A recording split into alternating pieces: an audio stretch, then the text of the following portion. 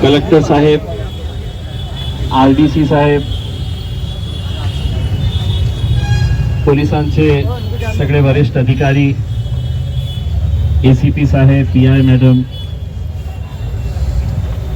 या सर्व लोक, डीडीआर ऑफिसचे अधिकारी हेही उपस्थित होते आणि ज्या मागच्या मीटिंग मध्ये आम्ही मुद्दे उपस्थित केले होते त्याच्या बाबतीत काय निर्णय घेण्यात आलेला आहे आणि आज जे मुद्दे आम्ही उपस्थित केले त्याच्या बाबतीत प्रशासन काय काय करणार याचा डिटेल मध्ये आपले आरडीसी विधाते साहेबांना मी विनंती केली होती की तुम्ही स्वतः येऊन जे जे निर्णय घेण्यात आलेले आहे त्याच्या बाबतीत तुम्ही सविस्तर या लोकांना सांगा।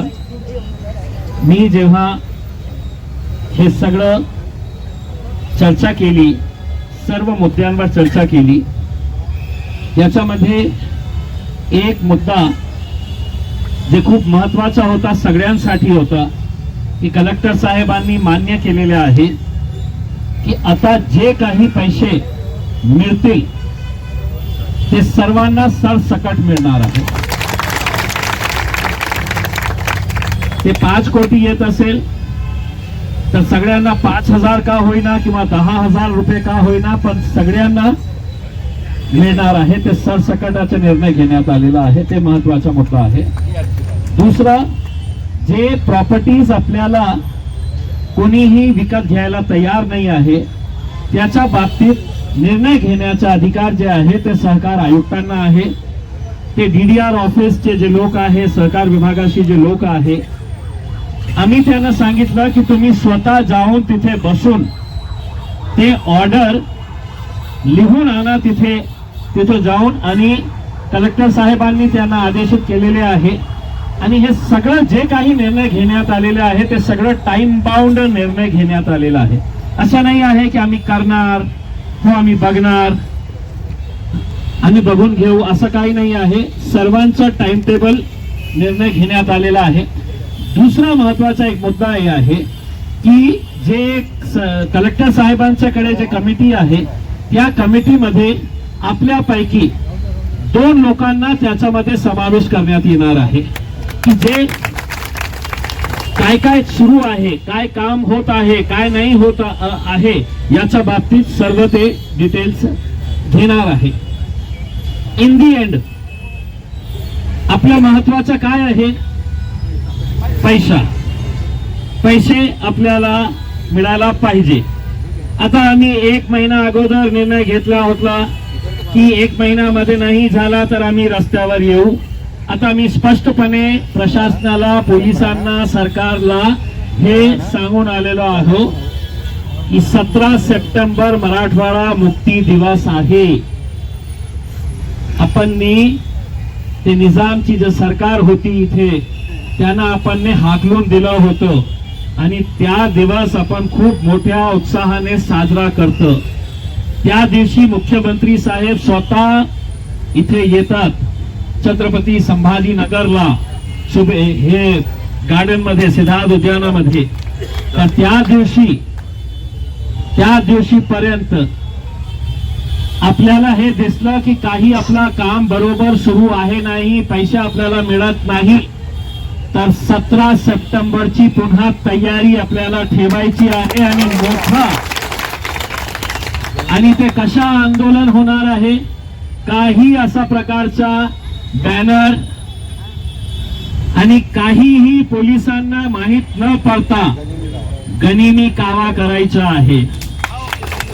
कोणालाही काही, मुख्यमंत्र्यांनाही काही करणार नाही। मी आज मीटिंग मध्ये सांगितलं की आमच्यापैकी एक जे बाबा आहे त्यांचा प्रयत्न होता की मी सर्वांच्या समोर आत्मदहन करणार आहे, तसा न करता आम्ही त्यांना समजावून सांगितलं। पण विचार करा की 17 सप्टेंबरला ते बाबांनी अशा प्रकारचा काही निर्णय घेतला तर हे महाराष्ट्रासाठी, मराठवाड्यासाठी किती लाजवणारी गोष्ट असणार आहे। मुख्यमंत्र्यांच्या समोर अशा प्रकारचं काही होत असेल तर अशी वेळ येऊ नये, कोणावरही येऊ नये, म्हणून आता सगळं निर्णय जे आहे ते महाराष्ट्र सरकार जिल्हाधिकारी साहेब, DDR ऑफिस, पोलीस प्रशासन हे सगळ्यांची आहे.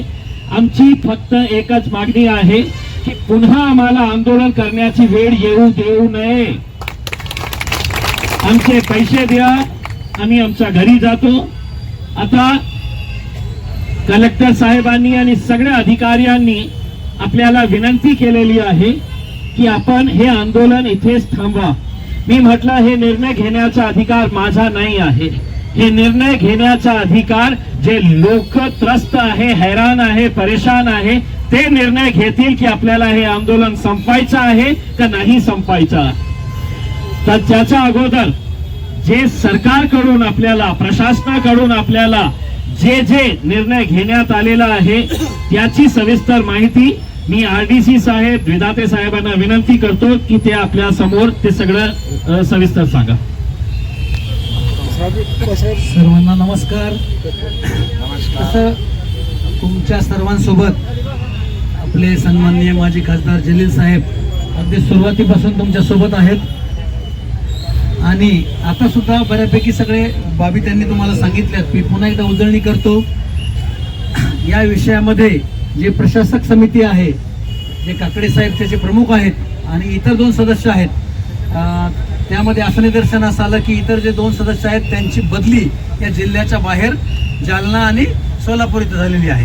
तर सर्वानुमते त्यामध्ये जलील साहेब पण होते, कृती समितीचे सर्व सदस्य होते, पोलीस अधिकारी होते, DDR साहेब होते. सर्वानुमते असं ठरलं की जे या जिल्ह्यातून बदलून गेलेले अधिकारी आहेत त्यांना या समितीत आता ठेवू नये, जेणेकरून ते तेवढा वेळ याला देऊ शकणार नाही. तर इतर 2 सदस्य जिल्ह्यातील त्याला समाविष्ट करायचे. सोबतच आपल्यापैकी 2 सदस्य त्याच्यामध्ये असायला पाहिजे, जेणेकरून हे विषय आपल्याला दैनंदिन पातळीवर लक्षात यायला पाहिजे की काय चालू आहे आणि तुमचे पैसे लवकरात लवकर शासकीय जी प्रक्रिया आहे, जे नियमावली आहे त्यानुसार राबवून लवकरात लवकर हे करण्यासाठी प्रशासकीय समितीची पुनर्गठना करून त्यामध्ये 2 अशासकीय सदस्य समाविष्ट करण्याचं सर्वानुमते आपली कृती समिती आणि सर्व अधिकारी यांच्या मते ते ठरलेलं आहे. त्यानुसार आपले जलील साहेब ते 2 नावं देणार आहेत. सोबतच जलील साहेबांनी जे जाहीर केलेलं की यापूर्वी जे घडत होतं की काही ठराविक लोकांच्या मर्यादेपर्यंत ते पैसे मिळत होते, तर आता जे काही कॉर्पस जमा होणार आहे ते सर्व लोकांना त्याच्यामधून पैसे मिळणार आहेत. सरसकट पैसे सर्व लोकांना मिळणार आहेत. त्यानंतर कुणाला पैसे वाटप केले, कुणाला नाही केले याची माहिती सर्वसामान्य लाभार्थ्यापर्यंत किंवा सर्वसामान्य जे गुंतवणूकदार आहेत त्यांच्यापर्यंत पोहोचवली जात नाही किंवा मिळत नाही. म्हणून असा निर्णय झाला की ज्याला ज्याला आतापर्यंत पैसे वाटलेले आहेत किंवा यापुढे वाटले जाणार आहेत ती जी काही वेबसाईट आहे, ती कलेक्टर ऑफिसची वेबसाईट आणि सहकार विभागाची वेबसाईट, त्याच्यावरती यादी कोणाला किती पैसे वाटले ती अपलोड केली जाणार आहे. त्यानंतर ज्या काही जमिनीसाठी या संस्थेच्या ज्या काही प्रॉपर्टीज होत्या त्याचे ताबे मिळण्यासाठी कधी पोलीस, महसूल आणि सहकार यंत्रणेमध्ये काही कारणास्तव ते ताबा मिळण्यासाठी वेळ होत होता. तर मान्य जिल्हाधिकारी सरांनी ते निर्देश दिलेले आहे की या सर्व यंत्रणेने समन्वयातून याच आठवड्यामध्ये सर्व जे ताब्याचे आदेश काढलेले आहेत ते ताबे घ्यायचे आहेत.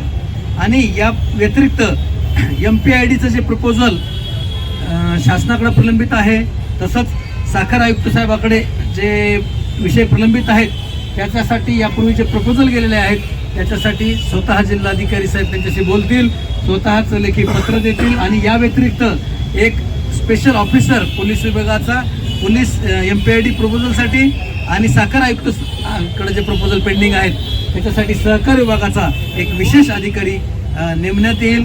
आणि आपले जे काही पैसे या पतसंस्थेकडे प्रलंबित आहेत ते लवकरात लवकर मिळवून देण्यासाठी हे जे काही निर्णय घेण्यात आलेले आहे त्याची अंमलबजावणी पण करण्यात येईल. सोबतच आपले जे 2 सदस्य त्या कृती समितीमध्ये असतील ते दैनंदिन या बाबतीमध्ये आढावा घेऊ शकतील.